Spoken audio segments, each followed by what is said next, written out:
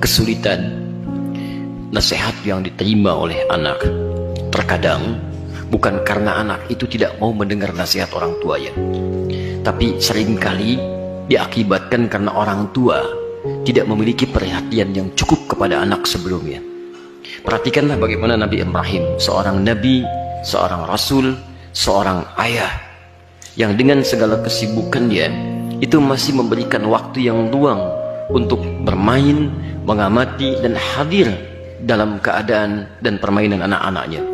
Sehingga apa yang terjadi, walaupun tinggal beliau di Palestina, anaknya berada di Mekah, itu masih tetap bisa mengontrol, Pak. Beliau melihat bagaimana lingkungannya, perkembangannya, mainnya, tentang asiknya, tentang kisahnya. Sehingga ketika orang tua hadir dalam dunia anak, anak tidak merasa kehilangan dengannya. Itu yang dimaksudkan di Quran surah ke-31 ayat 13 sampai ayat 19 itu. Ada 4 pendidikan dini yang harus ditanamkan pada anak sejak awal, sehingga anak itu akan mudah nanti mendekat kepada Allah, dekat dengan orang tua, dan bergaul balik dengan lingkungannya.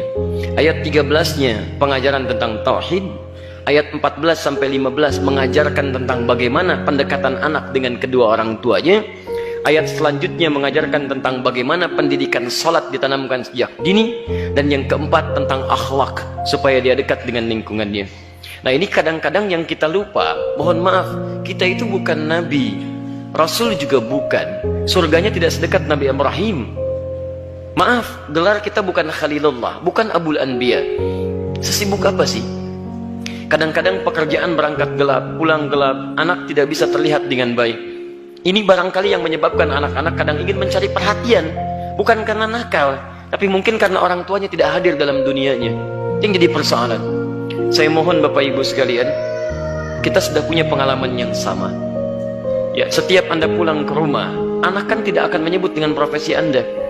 Anda jadi direktur di kantor, tapi di rumah anak Anda itu mengharapkan ayah, bukan direktur. Pernah Anda pulang disambut oleh anak, Pak Direktur, Masya Allah, hebat kalau begitu Anda. Saya selama ini pulang ke rumah, anak kami masih kecil-kecil. Sejak dia usia 3 tahun, anak yang pertama, itu menanti depan rumah. Gak pernah saya pulang sampai ke rumah dibuka, sampai hari ini dengan adiknya. Kalau menyambut kami, datang dia berdua, tidak pernah memanggil sampai hari ini, Ustadz, tidak. Ternyata mereka menunggu ayahnya gitu. Satu kejadian, karena tahu saya sering kali pulang malam, dia siangnya tidur. Banyak dia tidur, supaya tunggu malam saya datang. Ternyata kadang ingin menampilkan sesuatu, ingin menyampaikan pesan tertentu. Kadang ingin menyampaikan pesan bahwa saya sudah menghafal surat 8 jam tunggu-tunggu itu. Antum juga begitu. Anak antum mungkin nyiapkan karya macam-macam, cuman ketika pulang, beban pekerjaan Anda yang di luar itu kadang dibawa ke rumah. Itu yang membuat kita tidak adil. Itu yang repot. Kadang-kadang masalah di kantor dibawa ke rumah.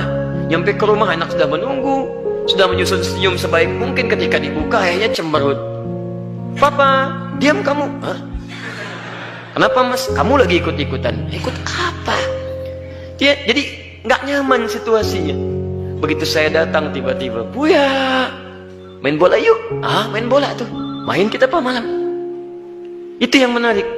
Sampai besoknya diceritakan sama bundanya, Buya itu capek kak, tunggu dulu ya, pijitin dulu bobok sebentar, baru main. Besoknya ditunggu, Masya Allah, di depan pintu, Buya, capek ya? Masya Allah, ayo sini bobok, kakak pijitin. Pijitin pak.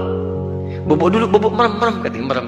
Begitu merem kita, baru semenit, ya bangun, main bola yuk. Masya Allah. Tapi itu tuh susah didapatkan lagi ketika dia dewasa.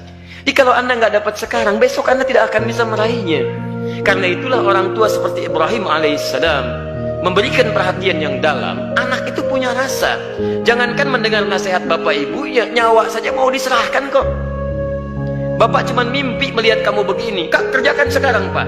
Coba antum tes pulang dari sini. Bapak tadi ikut kajian Quran Sunnah Solution. Wah, dapat gambaran nyembelih kamu. Bagaimana pendapat kamu? Wah, sesat pak itu, jangan ikuti lagi. Repot gitu kan. Jadi yang pertama itu demikian. Pertama kita koreksi dulu.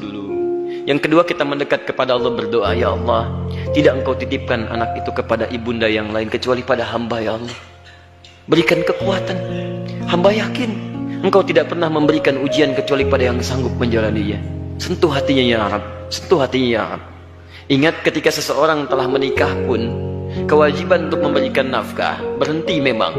Tapi mohon maaf, perhatian itu kan tidak terputus. Anda masih berhak memperhatikan, memberikan arahan dan sebagainya. Karena itu, jangan putus dalam memberikan nasihat, sampaikan dengan cara yang terbaik. Kalau tidak pakai bahasa akal, gunakan bahasa hati. Setidaknya jadikan dia teman dalam kehidupan. Insya Allah dengan kalimat yang menyentuh, lama-lama dia akan tersadar. Jadi buka dengan doa, setelah itu ajak untuk berbicara dengan bahasa hati. Nah, Mama bersyukur kamu sekarang sudah tumbuh dewasa, cukup pintar, teman kamu banyak. Dulu saat kamu dikandung, masuklah ke situ. Besar harapan Mama terhadap kamu. Tiap malam Mama bermohon kepada Allah mengalirkan air mata, supaya kita itu bisa sama-sama duduk, sama-sama tersenyum, kita bisa bahagia. Saat kamu berada dalam sekian bulan, harapan itu semakin tinggi. Ayah menambah peluk keringatnya supaya kamu bahagia. Kami berdoa supaya kamu tidak seperti kami, makannya mungkin terbatas dan sebagainya. Pelan-pelan sampai sudah masuk ke dalam jiwanya, baru antum sampaikan nasihat-nasihat kebaikan.